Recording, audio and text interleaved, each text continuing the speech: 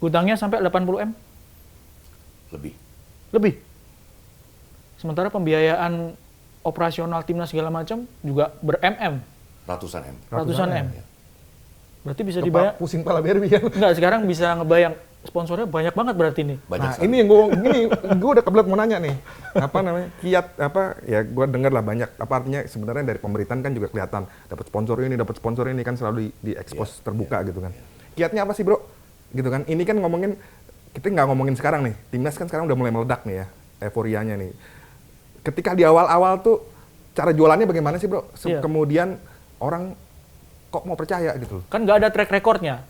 Ketika kepengurusan Masuk baru awal nggak kan ada belum sponsor juara- sama sekali. Belum juara SEA Games. Belum juara SEA Games, ya Gitu kan? kan artinya dulu kan kalaupun bunga-bunganya kita jadi tuan rumah Piala Dunia U17 U20 dulu. Kemudian baru U17 gagal kemudian U20. Mana, Bro? Awal-awalnya. Timnasnya juga belum semenarik sekarang karena belum banyak pemain naturalisasi. Ya kan? Terus gimana cara jualannya? Sebenarnya gini ya, secara produk itu, secara brandnya Timnas, gitu Iya. ya. Brand besarnya Timnas, mungkin variannya ada tadi senior, U23, U20, Putri. putra, putri. Secara brand ini udah besar. Jadi bukan karena kami hebat, tapi secara brand ini udah besar. Tidak ada program di Indonesia yang TV share-nya di atas 30 kecuali Timnas Indonesia. Bisa dicek Ya. ke teman-teman media. Nggak ada. Apapun prestasinya. Nggak ada. Kemarin salah satu game kita di AFC U23 hitting 60 TV share. Artinya 6 dari 10 orang itu nonton Iya. pertandingan itu malam itu. Dan nggak ada, cek aja gitu. Ya saya nggak mau bilang, tapi sinetron aja berapa sih? Iya. Kita tahu ya, average ya gitu. Nah itu cuma Timnas. Nah, ini juga beda nih. Cara apa? Selalu kita ngomongin ke sponsor. Ini beda. Figure ini kalau kamu ke Thailand, kalau kamu ke Malaysia. Karena enggak. Di kita itu Timnas nomor 1, Liga Domestik, dan Liga Eropa.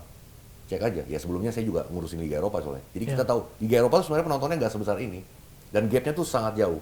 Nah ini beda. Angka ini beda kalau kamu ke negara tetangga kita, Malaysia, Thailand. Agak beda. Mereka Liga Eropanya agak tinggi di sana. Dibanding Kebalik ya? Timnas. Kebalik, betul kebalik. Nah jadi secara brand udah besar. Exposure media, mungkin teman-teman juga tahu ya. PSSI itu atau Timnas itu punya keuntungan deh. Nggak perlu ngundang teman-teman media. Gitu. Ini kasarnya begitu kan, karena ini kayak akreditasi yang saya terima untuk tanggal 6, itu over capacity. Rebutan. Kita hari ini minus 40, kita nggak tahu nanti. Kita juga nggak mau ada media yang nggak masuk, tapi we're over capacity. Ada international media juga register kita lumayan cukup banyak. Kita juga, wah keren juga nih ya, udah mulai banyak angkanya kita bisa lihat. Jadi secara brand itu udah besar, bro. So it's not, bukan kitanya jago sih menurut saya. Nah, over the time, menurut saya kuncinya adalah kalau brandnya udah besar, gimana caranya lu bisa creating value added asset.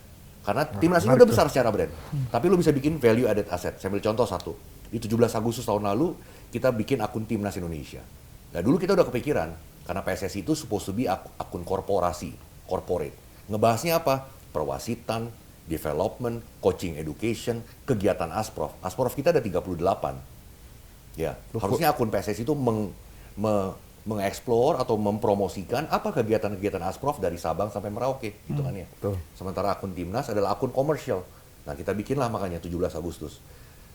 Benar juga kan, ternyata sampai hari ini 4,4 juta. Kita dapat kemarin recognition dari Meta. Di Desember saya dibilang Meta adalah, kamu the fastest growing sports account di Asia. Beberapa minggu lalu ada yang sama ya, karena kita ada di beberapa akun, kita bilang enggak, ternyata kamu bukan hanya sports account, so you're the fastest growing account in Asia. Ya buat kita, Buat seluruh kategori ya? Ya buat kita privilege kan gitu. Nah artinya beban di kita adalah kontennya harus bagus, harus berquality. Nggak bisa tuh ya, we're not talking quantity over quality, justru sebaliknya, karena brandnya udah bagus nih, jadi quality-nya harus bagus. Kemudian kita coba reopen lagi Garuda Store, karena merchandising it's one of our source of revenue. Waktu kita ada tahun lalu kita lihat tokonya, waduh, gelap, terbengkalai, ya banyak utang kanan kiri, even ke GBK-nya pun ke penyewa udah nggak dibayar berapa lama. Ya nggak apa-apa, kita cari pinjaman, mau nggak mau, ya, karena we have to do it. Kita cari pinjaman, kita bongkar, total renovasi.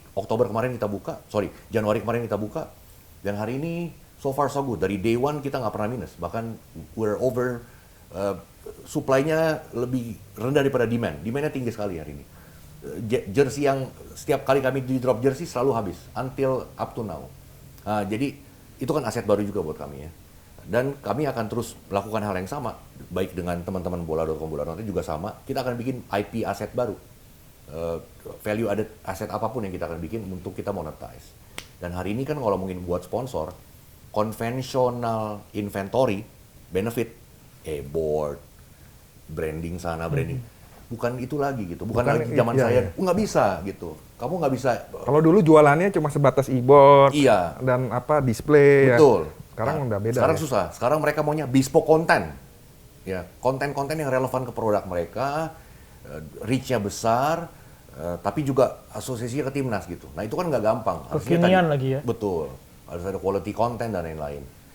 Di pertandingan juga sama. Kan nggak bisa juga tadi e-board yang lain-lain yang konvensional gitu. Ya kita harus pikirin. Misalnya kayak kemarin kita buka pendamping Garuda gitu. Kids Escort sebenarnya kan.